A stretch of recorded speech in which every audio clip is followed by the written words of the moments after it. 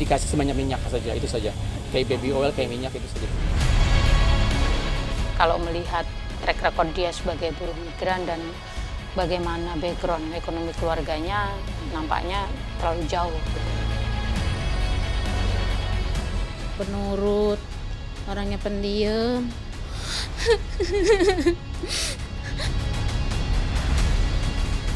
Jadi kuncinya ya otopsi tadi, ya harusnya otopsi bersama.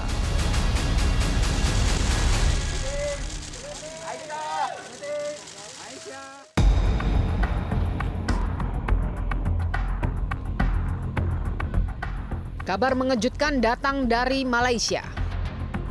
Siti Aisyah, seorang warga negara Indonesia diduga terlibat dalam peristiwa pembunuhan seorang warga negara Korea Utara di Kuala Lumpur International Airport.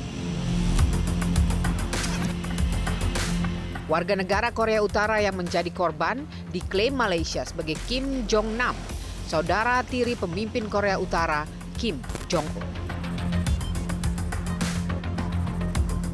Bersama seorang wanita asal Vietnam, Doan Thi Huong, Siti Aisyah terekam kamera CCTV mengusapkan sesuatu ke wajah Kim Jong Nam. These two ladies were trained to swab deceased face. Before that, the four suspects will give them the liquid. Will put the liquid on their hands. They are supposed to wipe it over deceased face. So the Indonesian did it first, and followed by the Vietnamese lady who wiped the face of the deceased, and after that they were instructed to clean their hands, and they know it is toxic. Malaysia kemudian melakukan otopsi jenazah korban secara mandiri tanpa melibatkan pihak manapun. Malaysia menetapkan Kim Jong Nam meninggal dunia karena racun VX. 2 hari setelah kematian Kim Jong Nam, Siti Aisyah ditangkap kepolisian di Raja Malaysia di sebuah hotel di bilangan Ampang, Kuala Lumpur. Bersama Doan Thi Huong, Siti Aisyah kemudian ditetapkan sebagai tersangka pembunuh Kim Jong Nam. Kementerian Luar Negeri melalui Kedutaan Besar Republik Indonesia di Kuala Lumpur langsung sigap merespon. Karena kemarin kita sudah memverifikasi bahwa yang bersangkutan, yang nama dan nomor pasportnya diberikan oleh aparat keamanan di Malaysia kepada KBRI, kita sudah verifikasi dan kita sudah konfirmasi bahwa itu adalah WNI, itu satu hal. Karena sudah terkonfirmasi bahwa statusnya adalah WNI, karena itu kita sudah mengirimkan nota diplomatik kepada pemerintah Malaysia yang meminta akses ke konsuleran dalam rangka memberikan pendampingan hukum kepada yang bersangkutan untuk memastikan bahwa di dalam proses hukum itu nanti hak-hak hukum yang bersangkutan terpenuhi.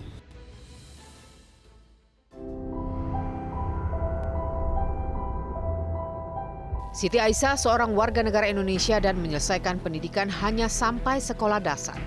Apa yang menjadi motif Siti Aisyah hingga menginginkan kematian Kim Jong Nam?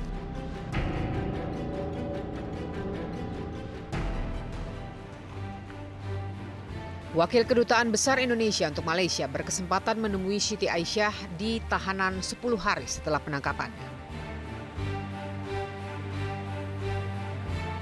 Dia tidak menyebutkan secara spesifik, dia hanya bilang boleh dikenalkan sama orang, dan orang itu mirip-mirip orang ya dari dia menyebut secara umum aja, ada yang bilang ya Jepang, bisa juga Korea, tapi dia tidak menyebutkan secara detail dari mana. According to her, that person gave her around 400 ringgits to do these activities.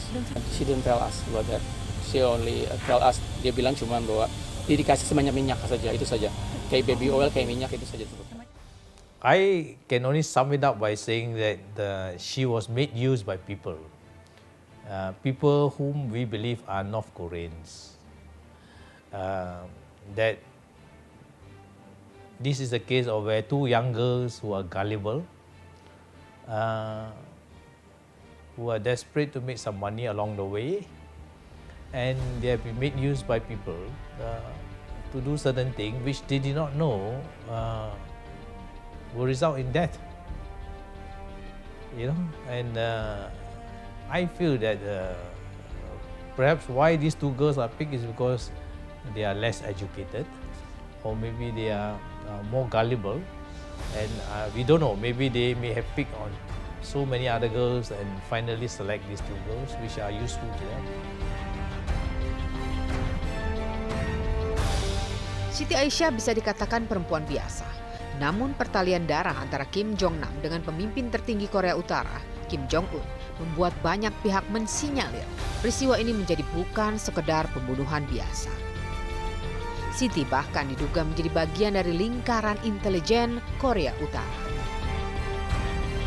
Nah, kalau melihat latar belakang Aisyah sebagai buruh migran, bagaimana profil latar belakang keluarganya, rasanya terlalu jauh mengatakan dia bagian dari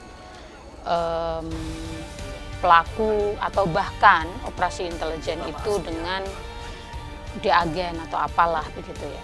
Karena kalau melihat track record dia sebagai buruh migran dan bagaimana background ekonomi keluarganya, nampaknya terlalu jauh gitu.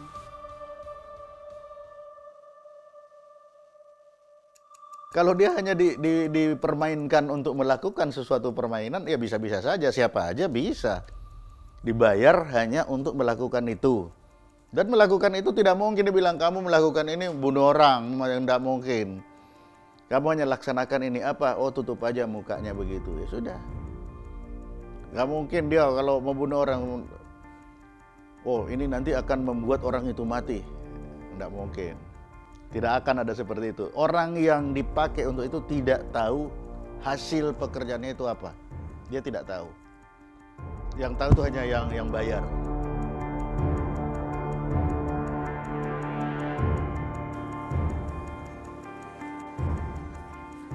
Siti Aisyah lahir di desa Sindang Sari, Kecamatan Pabuaran, Kabupaten Serang, Banten.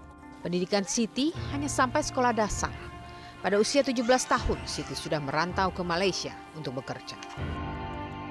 Anak ibu waktu kecil begitu itu orangnya nggak lugu, sama teman, sama saudara juga nggak ada apa-apa, dianya penurut, orangnya pendiam.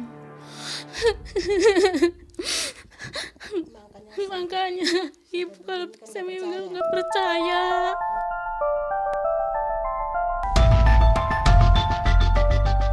1 Maret 2017, sidang pembacaan tuntutan sudah dilakukan di Pengadilan Sepang, Malaysia.